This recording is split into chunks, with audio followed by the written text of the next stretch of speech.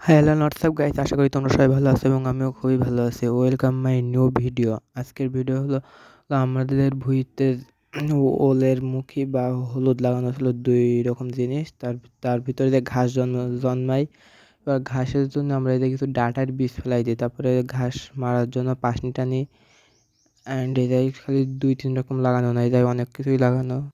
আর হলো এদের বাবা ডাঁটার বীজের সাথে কিছু মাটি মিশাই নিয়েছে, কারণ ডাঁটার বীজ এতটাই ছোটো ছোটো যে কোনো জায়গায় বেশি আর কোনো জায়গায় কম পড়বে, তাই মাটি মিশাই নিয়েছে যাতে সব জায়গায় সমানভাবে পড়ে।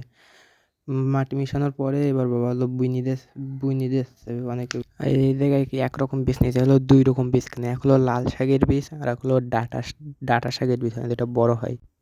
আর একসাথে 2-3 রকম চাষ করার কারণে একটাই, যাতে কোনো ফসলে ভালো লাভ না হলেও যেন লস না হয়, এর কারণ এতে হলো 2-3 রকম জিনিস বোনা। আর এরপরেও এতে ঝালের চারা লাগাবো, যেটা আমার এর আগের ভিডিও আমি ঝালের চারা পরিচর্যা করার সময় তো আপনাদের দেখাইছি। আর ডাঁটার বীজ লাগানোর পাশাপাশি জমির চারিপাশে আইল দিয়ে হলো ঢেঁড়সের বীজ লাগানো আছে, মানে ঢেঁড়স। আর ডাঁটা আর ঢেঁড়সের বীজ বোনার পরে আমাদের সুন্দরভাবে পাশনি টেনে দিতে হয়েছে, যাতে কোনো ঘাস বড় না হয়, কারণ ছোটোবেলায় ঘাস পরিষ্কার করা না গেলে বড় হলে পরিষ্কার করতে অনেক অসুবিধা হবে এই কারণে। আর আজকের ভিডিও এখানেই শেষ।